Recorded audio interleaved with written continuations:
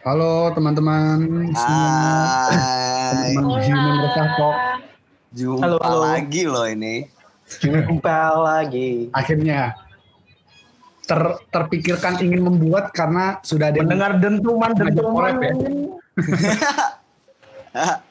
Dimas tuh ada aja hidupnya denger dentuman.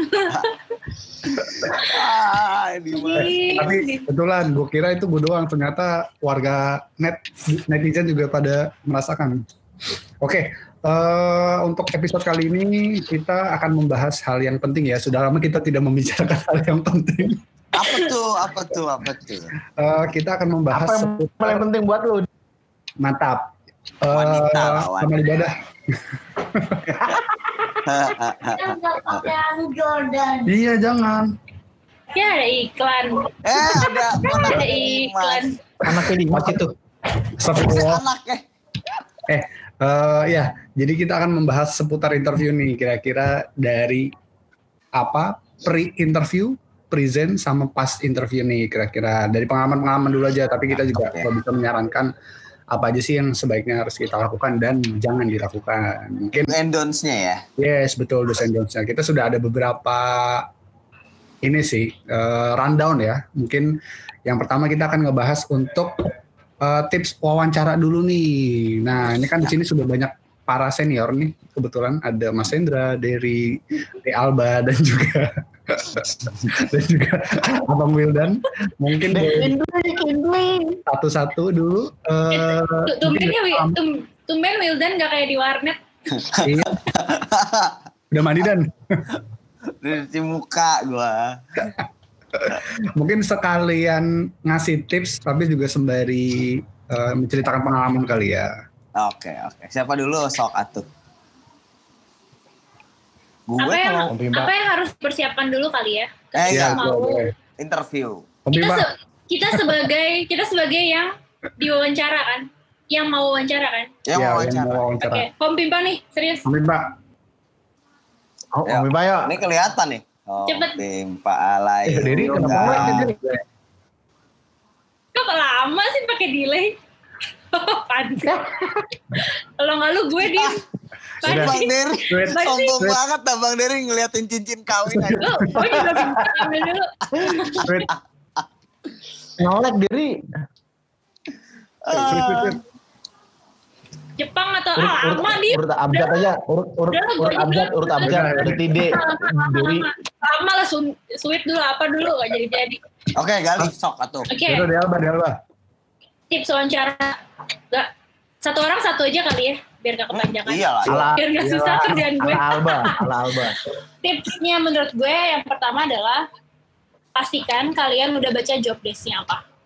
Jadi udah tahu posisinya yang di daftar itu apa, terus apa yang akan dikerjakan, gambarannya lah kira-kira. Jadi jangan sampai pas datang ke sana tuh kalian, halo mau interview, iya interview jurusan apa ya? Bentar mbak cek email dulu, saya lupa, aduh jangan deh. Jadi mendingan udah hafal dari sekarang, kalian udah tahu job desk-nya sama nama posisinya apa. Dari gue itu, pelajari job desk dan nama posisi. Next. Setuju. Gue tunjuk aja ya, Wildan. Gue oke. Kalau gue yang kedua adalah lu cari tahu itu perusahaan apa, company apa, bergerak di bidang apa, main bisnisnya perusahaan itu apa. Karena kadang kita kayak yaudah oke, pede datang. Gue udah punya pengalaman nih, gue udah punya persiapan gitu. Tapi saat ditanya kira-kira yang kamu tahu tentang perusahaan ini apa gitu, kamu tahu nggak nih bergerak di bidang apa gitu, nggak tahu gitu kan, ya itu juga fatal sih menurut gue. Jadi itu harus dipersiapkan juga, kayak lo harus tahu itu perusahaan apa, at least main bisnisnya mereka di bidang apa gitu. Itu dari aku. Nextnya Dimas, silakan Dim. Mungkin yang paling gue ingat dari webinar kali ya. Oh ya, siap. Mengisi webinar banget. Dasar kamu webinar. Udah hafal. Lebih ke ini kali ya. Kalau mungkin yang berhubungan banget sama gue adalah jarak. Menarik. Kenapa jarak nih? Soalnya Walaupun itu perusahaan yang gue pengen banget, tapi kalau itu jauh, gue tidak ingin menghabiskan waktu gue di jalan sih, dan juga mungkin walaupun dari ya segi kos juga sih, karena gue sudah pernah mencoba yang cukup jauh dan itu adanya malah gue ngeluh aja di jalan. Pekerjaannya kagak dikeluhin. Cuman jarak sama lama di jalannya aja yang bikin keluar, karena kan banyak teman-teman apalagi yang kita tahu tuh kayak misalkan kantor ternama FMCG Unilever itu tadinya di tengah kota tiba-tiba di BSD ya gitu. Bagus banget kantornya emang, cuman ya orang-orang kan pasti akan berpikir lagi tadinya di Gatot Subroto tiba-tiba ke BSD gitu loh. Walaupun itu kantor impian, tapi teman-teman kan pasti nggak sedikit lah yang mengkonsiderasi akan jarak kayak gitu sih. Deket sama cewek lu dong. Ya kagak ada hubungannya. Oke, ibaratnya harus pertimbangkan jarak berarti ya Dim ya. Iya, kalau misalkan kalau nggak ada yang mempertimbangkan nggak masalah, bagus berarti. Mungkin selanjutnya buat Mas Hendra nih, yang paling senior di sini nih. Siap. Kalau gue senior. Gue mending langsung cek ini aja. Cek interviewernya, kalau ada undangannya itu kan ada namanya tuh siapa yang memanggil kan. Langsung kayak poin LinkedIn-nya. Ini orang siapa ya? Kelasnya misalnya, dia kok cuma anak HR-nya doang, misalnya officer-nya doang, atau mungkin dia ternyata langsung HR manajernya misalnya. Jadi kita kan masih bisa membawakan diri kan kayak gimana. Nggak semua proses interview itu kan cara kita nyampein delivernya beda-beda juga, mau yang levelnya baru staff ataupun langsung manajer. Nah, jadi lu harus siapin. Yang kedua, di LinkedIn itu juga biasanya ada informasi lu atau circle lu yang udah kerja di sana. Nah, mungkin lu bisa tanya-tanya juga bagaimana culture-nya di perusahaan itu, atau mungkin lu kenal nggak nih sama yang interview sama ini, dia mungkin kayak gimana orangnya. Nah, mungkin ada petunjuk-petunjuk yang bisa lu dapetin ya. Seenggaknya bikin lu nervous ya, mengurangi rasa nervous ya dengan informasi-informasi yang kecil kayak gitu lumayan sih. Lebih kepoin tentang siapa yang interview sama perusahaannya berarti ya? Iya, cek LinkedIn-nya, kalau bisa cari Porlab Dikti dia lulus kuliah di mana kan. Apa tahu dia nggak lulus terus ngaku-ngaku sarjana kan. Kayak kemarin tuh dia ngaku-ngaku. Oke, terakhir berarti Kak Dery. Bang Dery, silakan. Kalau menurut gua, suara gua jelaskan ya? Jelas. Ya, kalau menurut gua lebih ya tadi banyak sih udah dijelasin sama teman-teman, tapi ada satu hal mungkin kayak gunakan pakaian yang proper. Maksudnya di sini kayak di mana kayak banyak banget kadang ada kandidat yang merasa pakaian itu hal sepele. Let's say kalau misalnya dari rumah rapi sampai sana mungkin tiba-tiba pakaiannya kusut, ya itu mesti dipikirin hal-hal seperti itu, karena itu membuat first impression dengan pihak HRD-nya itu jadi jelek jadi nantinya gitu. Yang kedua lebih ke bawa dokumen-dokumen yang dibutuhkan ya. Saya kayak ada perusahaan-perusahaan yang sudah mencantumkan kayak apa aja sih yang harus dibawa pada saat interview. Let's say kayak misalnya application form gitu kan, misalnya atau CV-nya gitu. Itu harus diperhatiin juga, jangan sampai ketika kita sampai di perusahaan kita nggak bawa apa yang diminta sama HRD. Kurang lebih itu sih. Cuman yang tadi yang lainnya udah di-share sama teman-teman.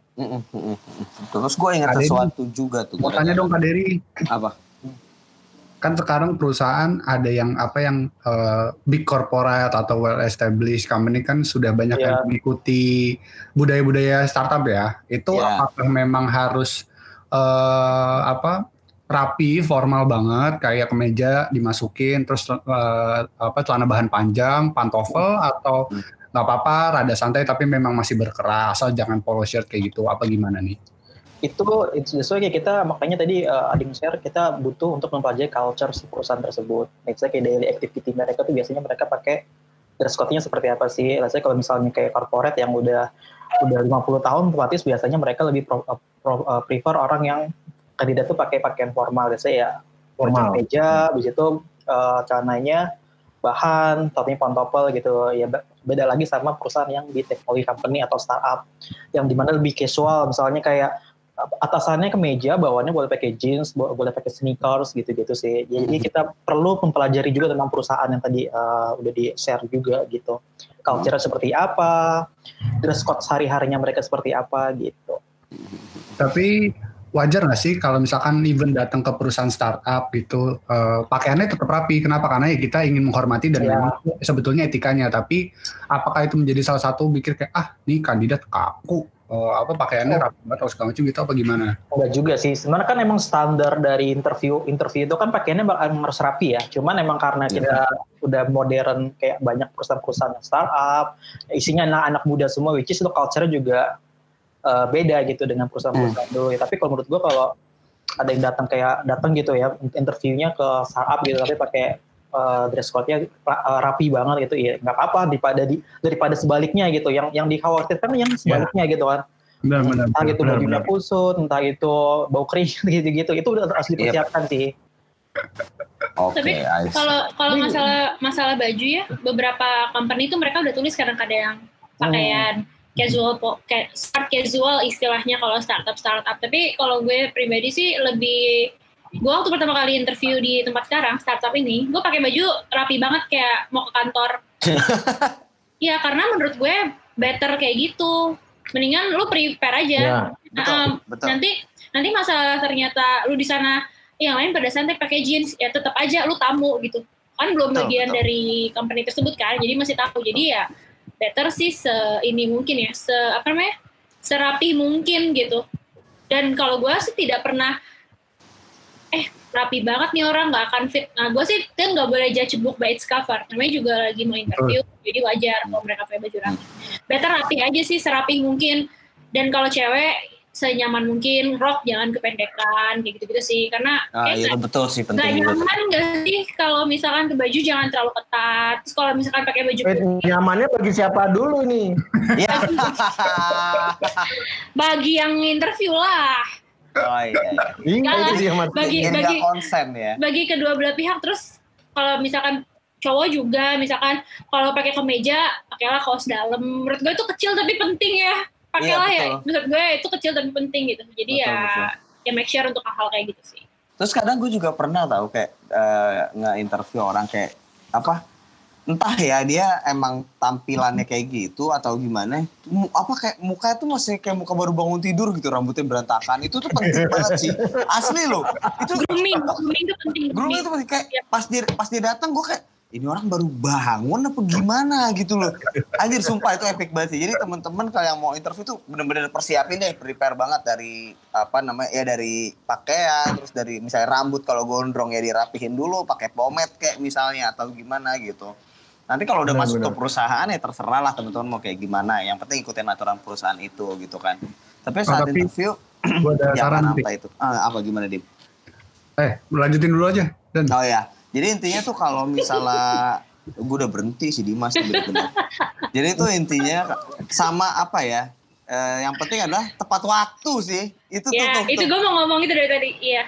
Itu dia tepat waktu. Kalau menurut gue itu better kalau interview itu kalau pribadi ya. Kalau biasanya kalau interview itu gue datang tuh maksimal 30 menit sebelum interview dimulai. Yes. Betul. Bahkan gue kadang 1 jam karena gue bisa mempersiapkan kayak grooming gue, habis itu kayak baju gue tadi mungkin yang agak berantakan. Bisa lebih santai gitu daripada lu kayak 5 menit sebelum interview mulai ya lu nggak bisa persiapin apa-apa gitu, which is itu rugi sih. Yes, betul. Terus kalau menurut gue tadi yang belum pernah di-mention adalah H-1 sebelum lo interview, lo harus make sure di mana lokasi interviewnya. Sampai lo bener-bener kebayang, sampai lo bener-bener sekalipun kalian ngandelin Google Maps, ngandelin Gojek, ngandelin apapun transportasi yang kalian gunakan, kalian harus tahu karena misalkan gedung di SCBD gedung banyak banget, lantai berapa, lantainya harus tahu kayak gitu-gitu. Jadi udah harus tahu sedetail mungkin lokasinya tuh, at least ancang-ancangnya deh kalau kalian baca peta tuh kalian udah tahu, oh seberangnya dia ada misalkan di SCBD seberangnya ada PP misalkan Pacific East. Ini kan udah lebih kebayang gitu. Atau misalkan seberang GBK ya kan. Jadi orang tuh udah tahu. Jadi at least itu, dan kalau di Google kan sekarang ada foto gedung. Oh iya, betul. Jadi lo udah tahu gitu. Karena kadang-kadang ya gue pernah sih menemui 1-2 kandidat yang aduh mbak maaf salah gedung gitu ya. Iya gue juga pernah. Ya gimana ya, gue kan nggak bisa jadi ya udah lu nggak jadi interview, ya nggak juga, tapi itu sebenarnya hal yang bisa kalian cegah gitu. Kalau kalian udah tahu dari awal di mana sih sebenarnya lokasi interviewnya gitu. Betul, setuju. Itu salah satu kenapa harus datang jauh lebih awal ya, Yes, antisipasi betul. kami biar Betul. kalau misalkan belum tahu atau masih Ada bingung. alasan lain. Ada alasan lain menurut gua yang kenapa lu harus datang lebih awal. Kalau gua Nah, datang lebih awal selain ini mungkin ya kalau lu misalnya kereta atau lu naik motor misalnya lu mungkin pakai baju kemeja ya yang udah keringetan. Nah itu mungkin kalau lu dari rumah ya mungkin pakai kaos dulu lebih baik. Lu lecek deh. Tapi ada satu hal lagi menurut gua kalau gua interview, iya dari awal itu lu udah grooming udah siap, lu samperin satpamnya, ya. Lu ajak ngobrol deh satpamnya, dapat semua culture fitnya tentang perusahaan itu gimana.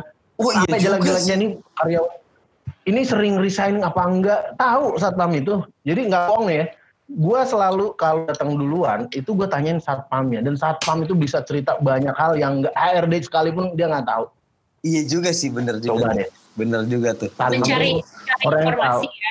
Ya, Tahu informasi. karena sekarang interview tuh kita tuh seringnya culture fit ya. Kalau lu ngerasa oh di sana tuh pulangnya malam mulu jam 8 itu udah kepagian katanya. Udah lu mending tinggalin aja. Berarti mungkin nggak cocok. Mungkin lu kalau lu mau secepat itu yang memutuskan. Tapi kalau lu kepo dan lu bisa tanya itu saat interview, menurut gua lu data yang cukup enak buat lu bisa compare. Menurut gua satpam itu cara yang satpam lu jangan pernah kecilin yang kayak gitu-gitu ya. Oh Tanya itu betul, setuju banget sih. Itu mereka tahu seluk-beluk perusahaan itu loh itu.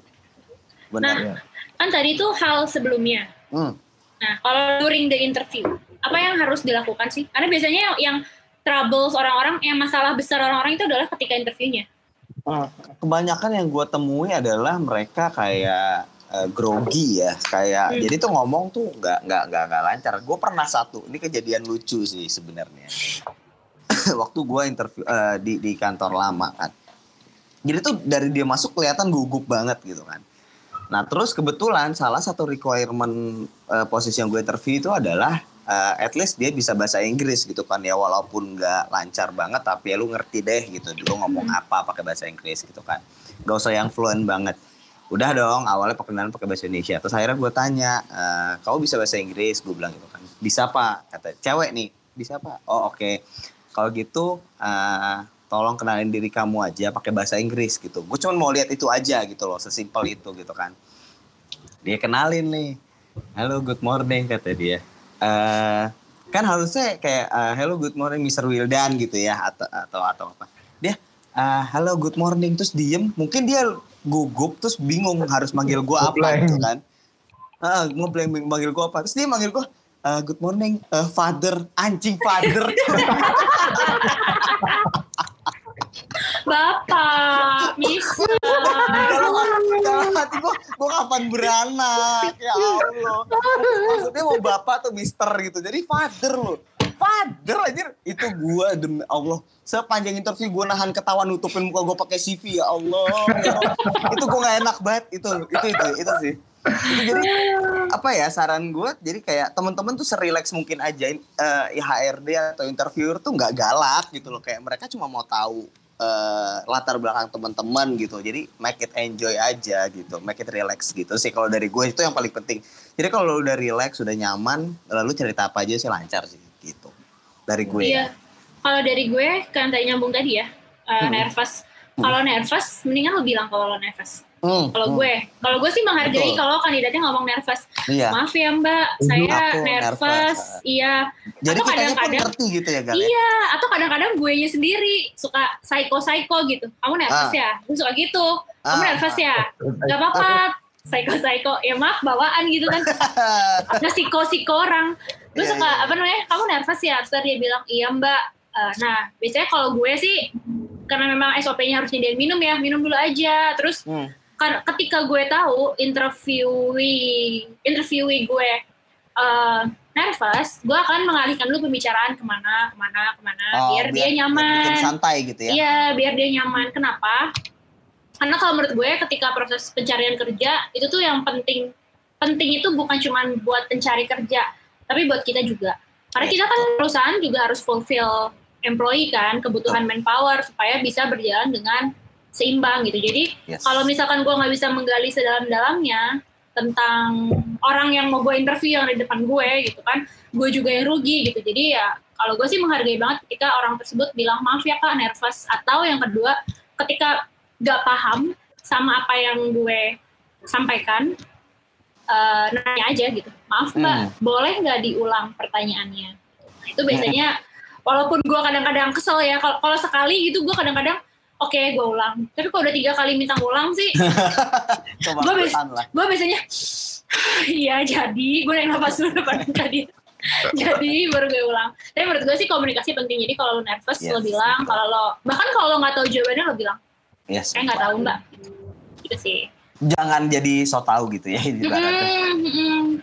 Coba kalau dari Kak Dery atau Mas Hendra. Kalau gue ya, intinya ketika kita ada pertanyaan, sebisa mungkin kita nggak cuma jawab tidak atau iya. Jadi kita harus menjelaskan setiap pertanyaan dari HRD. Dielaborate lagi ya.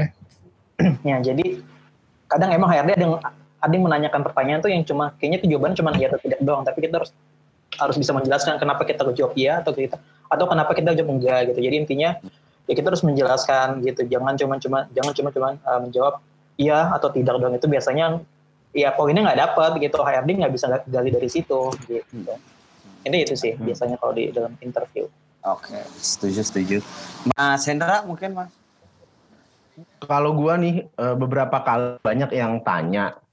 Sebenarnya prinsipnya gini loh, lu mau interview itu adalah bagaimana lu bisa menjawab kebutuhan perusahaan yang udah dicantumin di iklan lowongannya. Nah, jadi harusnya setiap HRD itu kalau bikin pertanyaan tuh dia nggak akan lepas iklan lowongannya itu mau nyari apa gitu. Misalnya dia mau nyari sales yang terbiasa kerja dengan target misalnya. Pasti pertanyaannya harusnya nggak terlalu ekstrim, lepas dari. Nah, jadi kalau misalnya lu ngerasa ini gue nggak bisa, gue nervous karena takutnya nanti ditanya sesuatu yang aneh-aneh ya. Kalau lu fokus dengan iklan lowongannya itu kualifikasi kayak apa, lu kira-kira jawabannya kira-kira mau cari yang seperti apa. Nah mungkin itu bisa mengurangi ya rasa nervous lu. Kemungkinan pertanyaan aneh itu mungkin nggak akan muncul ya. Kecuali lu memang lakuin hal yang aneh ya. Misalnya lu mungkin telat terus ditanyain lu kenapa telat. Itu berarti memang karena lu sendiri. Tapi harusnya HRD waktunya juga sempit kok. 30 menit itu udah terlalu lama sebenarnya kalau buat interview. Artinya dia juga nggak akan tanya aneh-aneh. Pasti tanyanya juga seputar yang dia ingin utamain cari gitu. Nah jadi utamanya ya cari aja, kenalin dulu, pahamin sama job desk-nya. Pahamin lagi kira-kira bakal pertanyaan itu keluar kayak gimana. Ya ini seperti kita jawab soal ujian aja ya. Soalnya minta apa ya kita harus jawab sesuai dengan itu. Kalaupun memang ekstrim itu ada yang beda. Itu memang sebuah hal yang memang nggak lu siapin ya. Tapi setidaknya yang pokoknya dulu lu dapat lah sehingga bisa ngurangin rasa nervous lu, mungkin gitu sih. Nah sih, tinggal dari Dimas nih, belum nih, gue mau dengar dari Dimas. Tadi sedikit tambahan kali ya, mungkin ini sekedar mungkin buat sebagian orang sepele, cuman karena gue awalnya bekerja di perusahaan Jepang, mereka interviewernya malah nge-state banget kalau bisa jangan terlalu wangi banget, karena orang Jepang itu paling gak suka orang yang wanginya mencolok. Jadi kalau bisa bikin pusing ya. Dan emang itu mereka nge-state gitu, dan memang sudah gua make sure juga ke Nihongo-nya atau para orang Jepang yang mereka emang prefer untuk interview dengan kandidat yang biasa aja gitu, nggak yang wangi banget, atau ya kalau bisa juga jangan bau banget gitu loh. Terus ya nggak bau lah ini, jangan bau. Iya. Gue juga nggak mau Dim kalau itu sih. Jangan bau. Nggak usah orang Jepang gitu sih. Kalian pernah nggak interview orang yang mohon maaf gitu ya, yang agak bau badan gitu dan itu mencolok banget? Pernah. Gue buka pintu ruangannya, gue bilang maaf ya dibuka pintunya soalnya AC-nya terlalu dingin, gue bilang gitu. Padahal biar sirkulasinya jalan. Iya, gue kan juga di ruangan tertutup ya di kantor gue yang lama ya, jadi gue tutup gitu kan pintu kaca, setes masuk dalam hati nih ini apa ya, gue bilang gitu kan, gue ini apa nih, pas gue cium astagfirullahaladzim, pusing gue pusing anjir. Keluar dari situ gue pusing beneran. Itu gue gak tahu kenapa kok bisa gitu. Nah itu juga hati-hati loh itu. Tapi ini bukan body shaming. Mungkin beberapa orang memang bermasalah dengan kelenjar di ketiak. Tapi bisa tadi kata Mas Hendra, bawa baju ganti, spare, ya kan? Pakai yang biasanya gak pakai deodoran ya, mulailah pakai deodoran or something. Yang simpel aja, gak usah berlebihan. Karena itu gak berpengaruh pada saat interview doang. let's say kalau misalnya dia keterima di terima kerja gitu ya, itu juga mempengaruhi dia dengan timnya. Iya. Nggak nyaman loh nanti timnya gitu. Gue ada dua eksperimen nih. Dulu waktu gue awal-awal kerja, yang bau gitu, gue diemin dan ya gue neglect lah. Oke, masuk join ya. Dan itu nggak berubah. Nah, abis itu gue belajar ya. Gue belajar bahwa kesalahan yang menurut gue adalah next time ketika ada yang kayak gitu, gue akan reject. Alasannya, gue rasa orang ini nggak prepare sesuatu yang terbaik saat posisi itu ada di kesempatan dia. Gue ngerasa gitu sih. Ya, gue agak jahat sih. Jadi kalau menurut gue ini enggak ya gue akan reject. Jadi sejelek-jeleknya orang ya, kalau misalnya lu nggak merasa pede dengan penampilan, setidaknya bersih dan nggak bau deh, itu udah aman sih sebenarnya. Yes, betul. Nah, jadi ini gue karena ini mungkin saran juga buat para pekerja bahwa HRD itu punya subjektivitas yang nggak bisa diganggu gugat loh. Misalnya dia ngerasa nggak nyaman aja, kita bisa nge-reject setiap lamar. Kalau bau lu aja nggak cocok, itu bisa juga. Nah jadi akhirnya gue sekarang kalau merasa gue ini nggak, gue akan reject. Nah jadi alasannya sih karena dia kenapa nggak mau nunjuk, ini kesempatan dia sekali, kenapa nggak dia mau kasih yang terbaik ya, nanti gimana kalau di depan bos dia nggak mau ngasih yang terbaik. Loh kok lu lulusin orang yang kayak gitu sih modelnya? Yang jelek siapa? Memang agak terlalu jauh, tapi nah iya makanya akhirnya gue kayak gitu. Sekarang gue ketika ketemu yang kecil, yang menurut orang itu kecil, itu sebenarnya nggak kecil kok. Di tim tuh ngaruhnya gede loh. Hati-hati. Betul. Apalagi mungkin frontliner kali ya. Ya, betul. Itu dia. Frontliner kali. Benar. Frontliner tuh apa guys? Frontliner itu adalah orang-orang yang biasanya tuh langsung berhadapan dengan konsumen atau user dari perusahaan tersebut. Iyops. Jadi kan representatif dari perusahaan kan. Jadi ya kita harus lihat itunya. Tapi gue agree tadi yang Kak Dery bilang sih, iya dan tidak. Jangan jawab iya dan tidak. Sorry jadi jumping. Karena kalau iya dan tidak itu kita bisa baca dari formulir kalian. Ya kan, jadi memang kita pengennya sih kalian menjelaskan lebih detail. Tapi tadi yang belum dibahas itu sebenarnya pertama kali ketemu nggak salah kalian yang ngajak salaman duluan. Menurut gue penting juga sih kalian. Jadi yang bikin first impression atau membangun rapport yang baik, pembukaan tuh bukan cuma interviewernya tapi interviewnya juga. Jadi kayak friendly. Apalagi kalau ini pengalaman gue pribadi ya, apalagi kalau misalkan berlawanan jenis. Kenapa penting? Karena kadang-kadang gue pernah nih soalnya berapa kali gue udah pede banget. Halo mas, gitu apa kabar? Maaf mbak, ya gue kayak, oh iya maaf mbak mas gitu. Itu tidak Apun kap. Itu kalau dulu nggak new normal ya guys, jadi ya salaman gue. Kalau sekarang kan emang begini gitu kan. Tapi maksudnya itu tidak mengurangi penilaian. Tapi maksud gue kalau kalian belief tertentu, lebih baik kalian tunjukin duluan. Jadi nggak awkward gitu loh, situasinya nggak jadi kayak, oh iya maaf mas gitu. Gue jadinya, oke, gue di reject nih gitu. Padahal sebenarnya itu beliefnya dia, gue menghargai. Tapi karena dan itu nggak, nah tapi kadang-kadang tuh nggak kelihatan dari tampilan. Ngerti nggak sih ya kan? Kalau misalkan kelihatan, misalnya bentuknya kayak Wildan. Kan kayak gini kan aneh aneh kayak Dimas tiba-tiba menolak salaman kan gue apaan nih gitu kan, kayak aneh, nggak mungkin. Ada apa dengan saya Justru kalau bisa cipika-cipiki ini dia tuh. Iya. Tapi cium tangan. Nah itu. Jangan jelek. Nih menjatuhkan ini nih citra nih. Emang udah gak ada yang mau dinaikin di modal dim. Jadi sama ini kali ya apa? Yang paling gue inget mungkin selain daripada CV, kalau teman-teman masih sulit menggunakan bahasa Inggris, nggak apa-apa bilang aja. Pakai bahasa Indonesia juga nggak apa-apa. Apa nih konten paling gue hafal, gunakan bahasa yang konsisten. Mantap. Mantap. Bener-bener. Jadi kalau tapi ya maksud gue kalian pinter-pinter juga gitu loh. Kalau emang di situ requirement-nya native English, lo daftar terus lo nggak bisa bahasa Inggris, ya udah pasti fail gitu. Ya lo bunuh diri ibaratnya ya, gitu. Tapi kalau emang di persyaratannya nggak ada itu dan tiba-tiba dia mau jelasin kayak tadi lah Wildan, ya kan?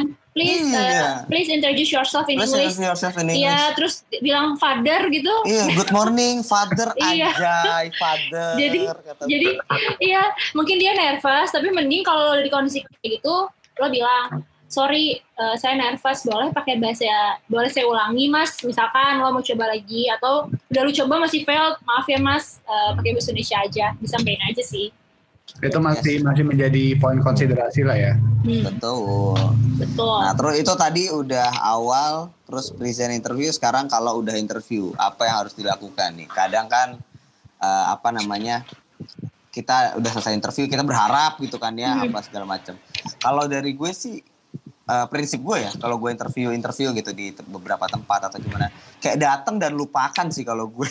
Gitu ya. Kalau datang lupa aja. Itu gue pernah interview di mana, karena kalau kita mikirin gimana ya di sini, iya sih kita punya harapan pasti, tapi iya, tapi kalau misalnya nanti nggak dihubungin atau misalnya ibaratnya ya kalau dihubungin lolos atau enggak sih masih mending ya. Tapi kalau kadang adalah HR yang misalnya lupa gitu karena kandidat terlalu banyak dan akhirnya nggak dikabarin hasilnya, ya udah biarin aja gitu loh. Jangan jadi kepikiran terus jadi baper nyalahin perusahaannya, kan nggak juga. Kita nggak tahu posisi HR itu sedang apa atau bagaimana gitu sih kalau dari gue. Tapi lagi banyak tahu konten-konten yang bilang kalau dibilang sama HR dihubungi 2 minggu lagi, lo jangan percaya. Iya, itu dia. Iya, di Twitter lagi banyak. Ya, gitu. Ya karena memang begitu adanya sih gitu. Tapi kita kayak jadi rahasia umum ya. Tapi sebenarnya itu hal yang salah. Maksudnya kita bukan mau pembenaran ya, tapi maksudnya ya better sih memang nggak menjanjikan. Tapi kadang-kadang ada SOP, ada kondisi yang nggak bisa kita kontrol. Tapi kalian nanya boleh kok after 2 minggu. Kalian nanya aja. Boleh nanya aja via email atau via WhatsApp. Yang kalian punya kontaknya kalian tanya. Kalau nggak dibales ya udah. Ikhlaskan. Iya, yang penting kalian udah nanya. Betul kata Gali. Kalau habis interview udah 2 minggu nggak ada kabar, ditanya aja. Bisa jadi itu cara kayak skip ngabarin atau lupa ngabarin, yang kayak gitu sih. Malah dengan kita ngelupain biasanya tiba-tiba sebulan atau 2 bulan kemudian mereka nyari dan teman-teman masih membuka opportunity, ambil ya malah. Iya. Jadi kayak win-win juga kan istilahnya. Dari perusahaannya bisa dapat, dari teman-temannya juga ya masih mencari, dan alhamdulillah misalkan accelerate gitu atau benefitnya bagus naik, ya udah join kayak gitu loh. Gue punya pertanyaan. Menurut kalian, kalau menurut gue orang itu bertanya itu kalau kandidat gue bertanya itu penting buat gue, karena gue tahu pemahaman dia, gue bisa tahu interestnya dia terhadap perusahaan ini. Tapi banyak orang yang suka bingung, Kak boleh nggak sih saya nanya saya mau digaji berapa? Salary. I see. Kalau menurut kalian gimana? Boleh nggak sih kita nanya salary kita berapa di first interview kita? Dimas. Tangan Dimas. Yang banyak ini ya. Gua sudah menanyakan ke beberapa orang yang memang bekerja di dunia HR ataupun para usernya masing-masing, itu kalau bisa sih jangan kecuali ditanya. Gitu. Malah kalau memang misalkan mau mendiskus atau menanyakan itu sampai tahap akhir. Atau kalau misalkan teman-teman punya relasi di situ, akan lebih baik ditanya aja kayak apa sih dapat benefitnya apa aja sih di sana kayak gitu. Jadi kayak pertama ya udah kalau udah tahu ya udah cukup tahu. Kalau misalkan belum tahu ya kalau bisa nanti dulu gitu loh. Jangan karena kan belum tahapnya untuk negosiasi ya. Jadi kalau emang misalkan di awal interview udah ditanya gaji kamu berapa, expected kamu berapa, kasih tahu aja. Tapi kita kalau bisa usahain jangan kita bertanya emang di sini ditawarinnya berapa atau benefitnya apa aja. Nah itu menurut gue jangan dulu sih. Menunjukkan kesopanan aja sih. Walaupun kita kepo banget, anjing ini apaan ya, gue pengen banget di sini. Iya. Benefitnya apa nih di sini? Iya. Gitu. Kalau gue pribadi, kalau gue mungkin nanyain cuma benefit ya. Maksudnya benefit insurance, terus misalnya lu dapat parkir misalnya atau dapat makan siang dan segala macam. Tapi kalau untuk angka sih gue nggak nanya. Tapi gue lebih nanya kalau di sini benefitnya apa aja ya gitu. Nanti kan dia bisa jelasin insurance, terus ada lemburan dibayarkan misalnya kayak gitu. Tapi kalau gaji gitu, gue nggak pernah sama sekali dari awal gue interview nyari kerja sampai sekarang gue nggak pernah nanyain gaji sebelum mereka offering, kecuali gue nanya benefit gitu. Jadi gue tahu di sini ada insurance swasta, di sini ada ini, di sini ada ini. Gitu sih kalau gue.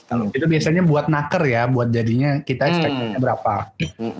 Gitu. Kalau Dery atau Mas Hendra? Kalau gue, ya kalau benefit masih oke menurut gue. Cuman kalau angka, ya gue nggak akan, ya itu nggak perlu sebenarnya sih. Karena angka itu kan bakalan ada di akhir kan biasanya prosesnya. Yes, betul. Cuma sebenarnya gue yang mau jelasin tadi sih yang mengenai kayak setelah apa sih yang kita lakukan setelah interview gitu kan. Ya maksudnya misalnya entah kita nunggu kabar atau enggak gitu, keputusan diterima atau enggak, terlepas dari itu sebenarnya kita ada kesempatan untuk evaluasi sebenarnya. Kayak biasanya gue kalau habis interview itu di tempat lain gitu, kayak biasa gue evaluasi kayak jawaban gue udah benar atau belum sih, jawaban gue ada yang kurang atau enggak sih, itu kayak gitu. Jadi kita ada kesempatan, dan jangan sungkan untuk tanya ke HRD untuk follow up, misalnya lagi nunggu kabar gitu ya kelamaan, ya bisa via email atau via WA kalau ada kontak HRD-nya gitu. Jadi Itu nggak salah ya, Der? nggak masalah. Jadi intinya buat teman-teman yang udah melakukan berkali-kali interview tapi masih belum dapat pekerjaan atau belum keterima, itu sebenarnya bukan berarti teman-teman nggak mampu atau nggak bisa, tapi bisa jadi ini masalah cocok atau nggak cocoknya gitu. Entah kita cocok sama usernya, cocok sama perusahaannya, culture-nya gitu. Ya. Jadi jangan terlalu melabeli diri atau ngejudge diri sendiri kalau kita nggak mampu. Sebenarnya itu sih intinya. Jadi itu biar bisa kita tetap termotivasi lah untuk cari kerjaan sih. Betul. Oke, Mas Hen? Kalau gue sih agak beda nih kalau dari Wildan, karena kalau gue prinsipnya ya mungkin sama dalam arti nggak berharapnya sih, tapi kalau bisa misalnya lu dijanjiin 2 minggu ya, setelah lu interview misalnya pagi ya, kalau bisa sorenya lu langsung cari LinkedIn-nya si rekruternya deh, menurut gue lo ya. Kepo lagi terus ya? Lu DM terus ya mungkin kalau dia approve ya, kalau nggak approve ya setidaknya lu thank you letter sih menurut gue. Menurut gue itu di minggu pertama setidaknya dia notice bahwa ada manusia yang udah pernah dia interview minggu pertamanya. Nah masuk ke minggu kedua lu bisa follow up lagi. Kalau dia approve misalnya ya, boleh tanya lagi, Kak gimana terakhir.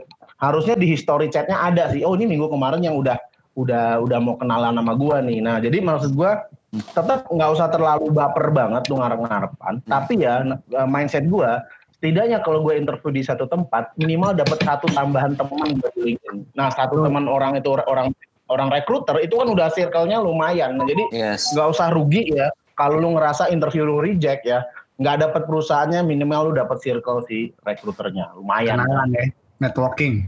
Ya, dan nggak jarang loh, kayak Dimas tadi bilang hari ini lu reject, tanpa tahu 2 bulan kemudian atau berapa kapanpun dia ingin lagi dan dapat kesan yang positif. Oh orang ini asik juga ya ternyata, dia mau open misalnya. Nah kenapa enggak gitu? Banyak juga rekruter yang udah resign pindah dan dia akan interview lagi orang yang mungkin dulu pernah dia proses di perusahaan yang lama, diangkut lagi bisa juga. Nah, jadi nggak ada rugi dengan rekruter yang. Dan gue yakin setiap rekruter yang mau perusahaan kelas apapun pasti punya LinkedIn deh. Kalau nggak punya berarti kacau tuh orang. Iya betul, setuju. Tapi gue setuju sih, jadi kalau tadi dirangkum kan closingan itu yang penting kalau mau nanya-nanya, tanyalah yang relevan ya. Pertanyaan yang relevan, yang belum clear itu ditanyain, kayak jam kerja, culture itu boleh, benefit boleh. Tapi hindari menanyakan gaji dan angka.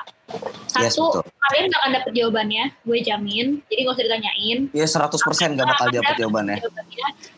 Minimal dapet benefitnya gitu. Terus yang tadi Mas Hendra bilang sih, jangan lupa entah itu LinkedIn, entah email, thank you untuk terima kasih Mbak atas opportunity-nya, sudah mengikuti tahapan wawancara gini-gini, kesannya gimana? Saya misalkan terkesan dengan interview ini, semoga boleh di bawahnya kalian, semoga saya punya kesempatan ya Mbak untuk bisa join di company ini, bla bla bla bla bla, nggak apa-apa. Jadi kita ingat itu closing yang penting sih. Itu tadi gue mau ngomong apa ya, gue inget dance-nya sih yang mungkin buat orang jadi jarang keterima ya. Itu tuh sering banget kalau interview ini dance, dari gue satu aja, dance-nya itu adalah jangan bertele-tele. Jadi yang Kak Dery tadi bilang, jawaban tuh memang jangan iya sama enggak, tapi jangan bertele-tele juga. Ditanya prestasi, lo cerita dari SD, nggak mau tahu. Jadi ceritain aja prestasi-prestasi yang relevan, ceritakanlah pengalaman-pengalaman yang relevan. Yang relevan, betul. Ya, karena kita rekruter 1 hari, tadi kita cuma punya waktu 30 menit buat interview kalian udah terlanjur bertele-tele. Terus, jadi nggak dapat juga ininya sih, nggak dapat juga kayak intinya. Sebenarnya lo tuh orangnya seperti apa gitu, malah itu jadi impressionnya tuh negatif dari kita. Betul. Itu downs dari gue 1. Betul. Dim, apa downs dari lo? Downs dari gue sih sopan santun ya, tetap mau dimanapun, mau ngehadapin gimana aja. Karena kan tadi gue juga ada ngebahas tentang pakaian ya. Dulu gue sempat ngerasa kayak gitu, aduh gue saltum nih apa segala macam, tapi enggak sih. Itu udah in general, internationally bahwa lu bertamu, lu yang diinterview, lu harus show respect juga ke mereka. Dan kayak berkaitan dengan yang Wildan bilang tadi, datang terus forget. Itu maksudnya apa? Bukan kayak ya udah lu ngelupain, tapi itu bertujuan untuk lu ngasih your best performance pada saat meeting gitu. Jadi setelah itu ya udah lu tinggal berdoa aja. Kenapa? Karena lu udah usaha dan Yes, betul. Maksudnya datang dan lupakan tuh bukannya ya udah lupain, bukan. Lebih ke jangan sampai lu baper aja gitu loh. Jangan sampai baper kayak gue di sini nggak diterima, gue di sini nggak ini, gue di sini, ya jangan kayak gitu. Nah, downside dari gue mungkin ke situ ya. Jadi kalau misalnya udah selesai interview, misalnya teman-teman nggak masuk, nggak rezeki di perusahaan itu, jangan sampai jadi baper ke perusahaan itu gitu, atau ke recruiter itulah gitu loh. Karena ya yang Mas Dery bilang juga belum tentu karena teman-teman nggak pinter gitu, tapi karena bisa jadi nggak kecocokan culture, nggak kecocokan misalnya, nih kayaknya dia nggak bisa mingle nih sama timnya nanti. Nah itu juga bisa jadi salah satu poin dari teman-teman recruiter untuk nilai gitu loh. Dan satu lagi yang pasti attitude sih, downs-nya itu adalah attitude. Maksudnya downs di attitude ini adalah jangan sampai teman-teman kelihatan, karena gue pernah beberapa kali ada pengalaman itu kandidat yang gue interview itu jatuhnya kelihatannya meremehkan sih gitu. Itu bahaya banget gitu ya. Jadi jangan sampai teman-teman kelihatan meremehkan, nih yang interview gue masih bocah, nih yang interview gue masih ini, gue udah senior. Itu jangan gitu. Tetap hormatin yang ibaratnya yang punya rumah gitu ya. Kita bertamu ya kita hormatin aja sama rekruter. Gitu sih kalau dari gue. Jadi ya Mas Hendra, downs-nya. Kalau gua ya intinya sama sih, maksudnya jangan pernah nyepelein proses interview ini. Karena dengan kita nggak menyepelekan berarti pasti kita melakukan preparation lebih baik gitu.